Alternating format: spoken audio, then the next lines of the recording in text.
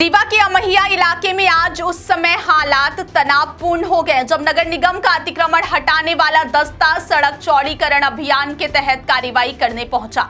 जैसे ही टीम मौके पर पहुंची और अतिक्रमण हटाने की प्रक्रिया शुरू करने की कोशिश की, स्थानीय लोगों ने अचानक इसका जोरदार विरोध शुरू कर दिया। देखते ही देखते बड़ी संख्या में लोग मौके पर इकट्ठा हो गए और प्रशासन के खिलाफ नारेबाजी करने लगे। विरोध इतना बढ़ गया कि माहौल तनावपूर्ण हो गया और स्थिति नियंत्रण से बाहर होने की आशंका पैदा हो गई, जिसके बाद नगर निगम की टीम को बिना कार्रवाई किए ही वापस लौटना पड़ा। बताया जा रहा है कि यह कार्रवाई सड़क चौड़ीकरण परियोजना के तहत की जा रही थी, जिसका उद्देश्य इलाके में यातायात व्यवस्था को बेहतर बनाना और सड़क को चौड़ा कर जाम की समस्या को कम करना था। लेकिन स्थानीय निवासियों ने इसे अपने अधिकारों और आजीविका पर सीधा असर मानते हुए विरोध दर्ज कराया। स्थानीय लोगों का कहना है कि जिस जमीन को प्रशासन अतिक्रमण बता रहा है वह उनके पास वर्षों से वैध पट्टे पर है और वे यहाँ पिछले कई दशकों यहाँ तक कि तीन पीढ़ियों से अपना व्यवसाय और जीवन यापन कर रहे हैं। क्या आपके बोरवेल में बार बार पानी की समस्या हो रही है? 30 किलो के लोकल पाइप दे रहे हैं धोखा, बार बार टूटते हैं और खर्च बढ़ाते हैं? तो अब भरोसा कीजिए न्यूट्रॉन केसिंग पाइप पर, एक्स्ट्रा मजबूत लंबी उम्र के साथ। अब बाजार में मिलने वाले 30 किलो के पाइप को करें बाय बाय और आज ही लगवाएं neutron 40 kg borewell casing pipe.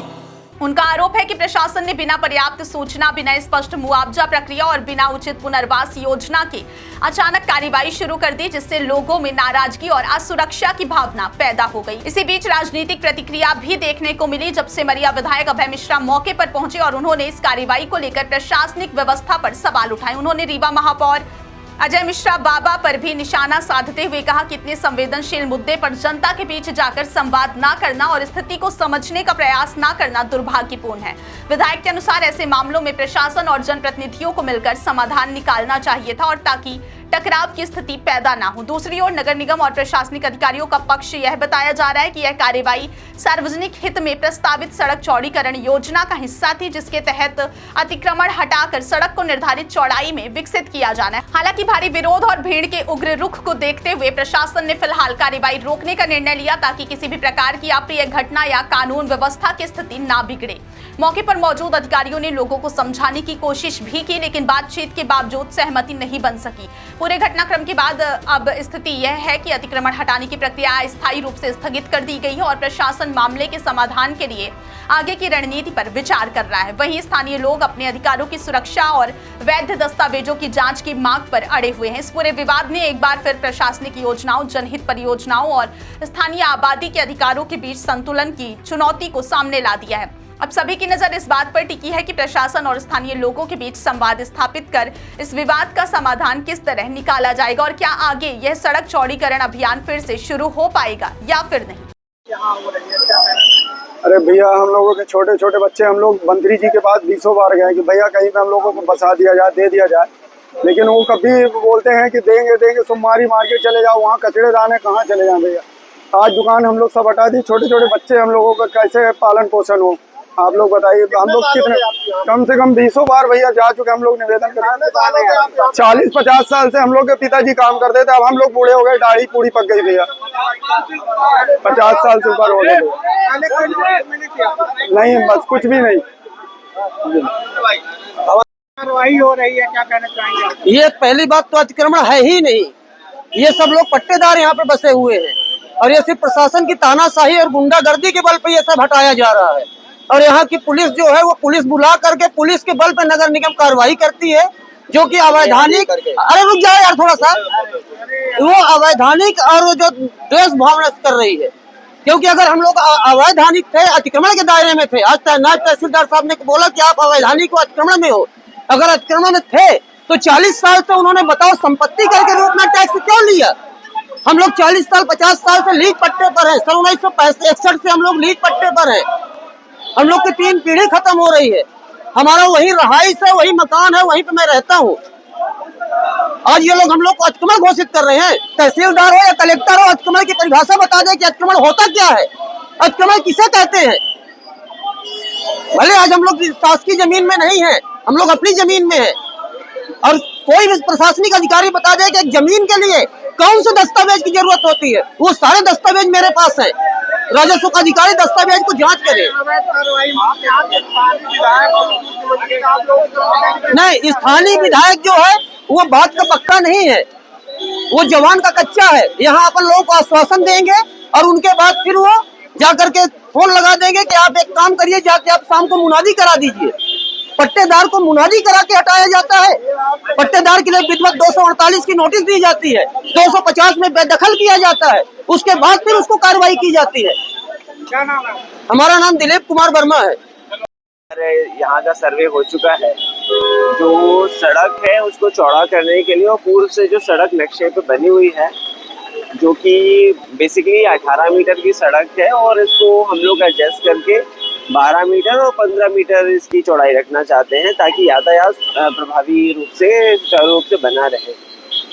यहाँ पर जो कुछ दुकानदारों ने खुद से अपने अतिक्रमण वाला जो हिस्सा है वो खुद से गिरा लिया है, जो 3-3 मीटर 4-4 मीटर का था, और कुछ लोग जो कि अतिक्रामक है उन पे कार्रवाई हम लोग कर रहे हैं अतिक्रमण हटाने की। और जो अमैया की रोड है, सक्रिय रोड है, जिसमें कि लगातार बहुत बॉटल नेक टाइप का है, यहाँ से निकलना बहुत मुश्किल होता है, यातायात बिल्कुल रुक जाता है इसकी वजह से। तो इसके लिए हम लोग प्रयास कर रहे हैं कि कैसे भी करके ये चौड़ी हो जाए।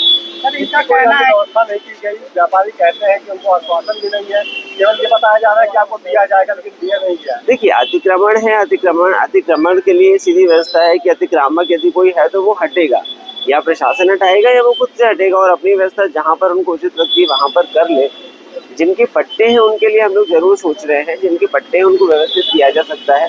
5-6 लोगों के पट्टे हम लोगों को मिले हैं, नजूल के पट्टे हैं जिनके, उनको व्यवस्थित करने के प्रयास हम लोग कर लेंगे। कार्रवाई हो रही है। ये तो दमन देखिए, आप भी जान रहे हो कि ठीक है, तुम्हें आपको वाशिंगटन बनाना है ना, वाशिंगटन बनाना है, क्योंकि आपका घर है, बड़े लोगों का घर है, उनका सो बिगड़ रहा है इन गरीबों के रहने से। तो उसके लिए वो पहले देख ले जो वो घर है उसका कागज कहाँ है, वो सही है कि नहीं है। अगर वो खुद अवैध में रह रहे हैं, वक्फ की जमीन में रह रहे हैं, तो उनको ये हक कैसे है कि इन गरीबों के लिए पहले इनका कागज देखें। सबसे बड़ी बात ये है, छोटे छोटे बाल बच्चे हैं, 7-7 दिन से ये बेचारे सोए नहीं होंगे, मकान गिरने का टेंशन होता है, इनकी रोजी रोटी की समस्या हो जाएगी। रानी तालाब को उखाड़ा वहां फेंका, उसको उखाड़ा वहां फेंका, इंजीनियरिंग कॉलेज को उखाड़ा वहां फेंका, यहाँ से उखाड़ा वहां फेंका। आज 5 साल 10 साल से हम यही तो देखते आ रहे हैं। लेकिन जनता का भी दोष है कि अभी तो बड़ा दर्द होगा, और जब वो चुनाव का वोट आएगा तो उस समय फिर इन्हीं को अधिकार दे दिया जाएगा और फिर 5 साल झेला जाएगा। मुझे इनसे शिकायत तो हुई है, मुझे अपने पार्टी से भी शिकायत है कि हमारे पार्टी का जो कर्तव्य होना चाहिए वो पूरा नहीं हो रहा है।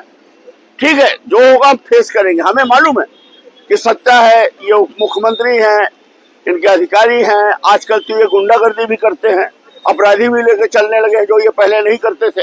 आज रीवा में सबसे ज्यादा इनकी आपराधिक छवि है, और ये सब कर लेंगे, आपको मार पीट लेंगे, आपको जेल में डाल देंगे, गिरा देंगे, सब कर देंगे। लेकिन एक बात ध्यान रखना कि चिता में जो डरता है उसकी भी लाश जाती है, और जो नहीं डरता है उसकी भी जाती है। बिल्कुल हक है। और दूसरी बात, हम मरेंगे तो खाट में नहीं मरेंगे, हम युद्ध के मैदान में मेरा ये रीवा महापौर जो है वो नगर निगम के महापौर है, और उनकी समस्या हो सकती है, वो क्यों नहीं आया? यही तो मुझे यही बात तो डस रही है कि आपके खिलाफ राजेंद्र शुक्ला जी, हम सेमरिया के हमारे खिलाफ दिन रात लगे रहते हैं। आप उन्हीं के विधानसभा क्षेत्र के महापौर, आपके खिलाफ शुक्ला जी ने आज तक एक शब्द नहीं बोला, आप उनके खिलाफ एक शब्द नहीं बोल रहे। जब चुनाव आता है तो भाषण देकर इन गरीबों का आप वोट ले लेते हो, और जब आज इन गरीबों की व्यथा आई तो आप खड़े होने को तैयार नहीं हो। यही सब बातें तो हैं। ऐसा अगर घुमा के कान पकड़ना हो तो क्यों पकड़े, राजेश शुक्ला को वोट दे देते, सीधी बात है। हम उन्हीं को वोट दे देते, सीधी बात। फिर मतलब क्या निकला वोट देने का? आपको महापौर बनाने का हम केवल बुराई लेने के लिए हैं, और उसका प्रायश्चित और दंड भुगतने के लिए।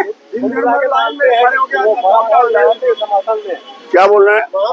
मैं ये नहीं जानता समर्थन में है कि नहीं है, पर चुप्पी को मैं बुरा मानता हूँ।